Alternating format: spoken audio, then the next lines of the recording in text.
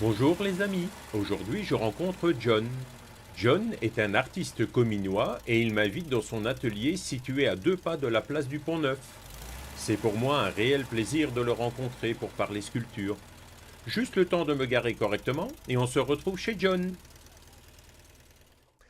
Bonjour John, est-ce que tu peux te présenter en quelques mots s'il te plaît? Oui, moi je suis sculpteur. Au fond, je travaille. Il y a deux sortes de sculpteurs. Il y a les gens qui apportent de la matière et il y a ceux qui enlèvent la matière. Moi, je suis plutôt un modèle, ce qu'on appelle quelqu'un qui modèle, qui apporte de la matière. C'est toute autre façon de travailler que le tailleur. Et comment es-tu arrivé à la sculpture? Justement, à la sculpture, avant, je dessinais, bon, je dessine encore toujours beaucoup, mais avant, je faisais presque exclusivement des pastels. Mais un jour, j'en ai eu marre, je voulais travailler le volume, alors j'ai commencé la sculpture. Je pense que tu as une technique de sculpture bien à toi. Est-ce que tu peux nous expliquer? Oui, au fin de compte, comme je veux travailler directement, je veux avoir un résultat, donc pas de moulage ni de copie à faire. Je commence avec un petit croquis, comme ici, un petit croquis pour donner un peu l'allure. Ici, ça doit normalement être esculape. Et alors, au fond, je découpe une structure en bois. D'accord. Donc, en fin de compte, elle est coupée droite, mais en fin de compte, après, je coupe et je découpe et je fais des mouvements, je donne des mouvements à la structure, en fin de C'est compte. donc toi qui l'articules. Ah oui, oui, oui, je découpe et puis je la déforme pour donner l'aspect que je veux, en fin de compte. Et après, ce qui vient après, c'est on ajoute de la matière, c'est un plâtre à base de colle et de fibres de verre. Et je suis obligé de travailler en plusieurs étapes parce que, par exemple, ici, c'est une deuxième étape déjà.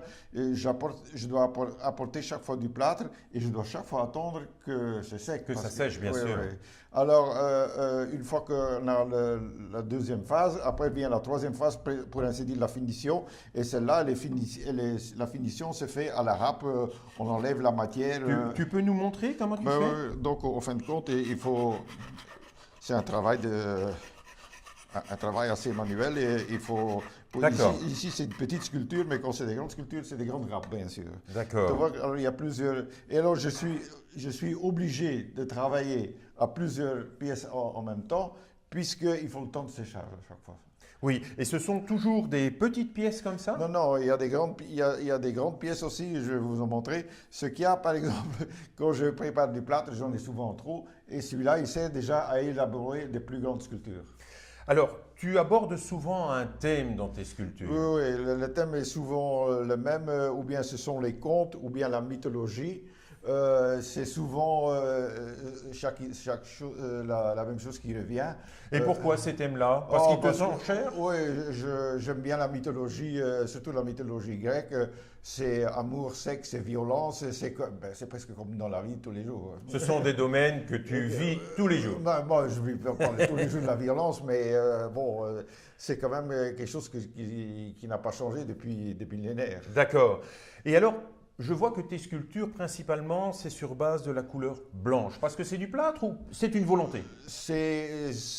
Oui, c'est une volonté et en même temps, avant, je faisais des sculptures colorées, mais il y avait tout. Bon, ça, ça devient plus anecdotique. C'est ça qu'il faut faire très attention. On voit plus que la couleur vient parfois plus importante que la sculpture même. D'accord. Et toi, tu veux mettre l'œuvre en avant? Voilà, c'est ça qui compte. La forme qui est le plus important et la couleur, en fin de compte, la couleur, on y met ce qu'on veut. Après, ça. Et tu abordes des thèmes, mais est-ce que tu travailles quelquefois aussi sur commande? Est-ce qu'on peut venir avec une idée et Ah tu oui, la oui, réalises? oui, disons, oui, je réalise. Ça m'arrive de faire des commandes, mais alors au début, je fais plusieurs croquis, je fais même des modèles réduits, et après, bon, si le client est d'accord, alors je l'exécute. Mais je préfère de loin travailler à mon idée, faire ce que j'ai envie de faire, et les clients s'adaptera. Et je suppose que tes œuvres, à part les voir dans ton atelier, est-ce qu'on peut te rencontrer quelque part? Est-ce que tu as une galerie? Est-ce qu'on peut retrouver tes œuvres quelque part? Bien sûr, je travaille avec une galerie à Namur, une en France et une à Anvers. Et bon, j'ai des expositions autre que ça entre deux. Et comme ici, à la fin de l'année-ci, je vais participer à l'art dans la ville, à tourner, et là, je vais avoir une grande exposition sur le thème de la mythologie, justement. Merci John de t'être confié à nous et de nous avoir ouvert les portes de ton atelier. Je trouve ça absolument fabuleux, extraordinaire de découvrir un artiste in situ. Je trouve que tu nous as expliqué ça de manière très simple et j'ai pu faire partager ça aux internautes du référentiel de Commune Noirneton. À bientôt sur le référentiel. Merci.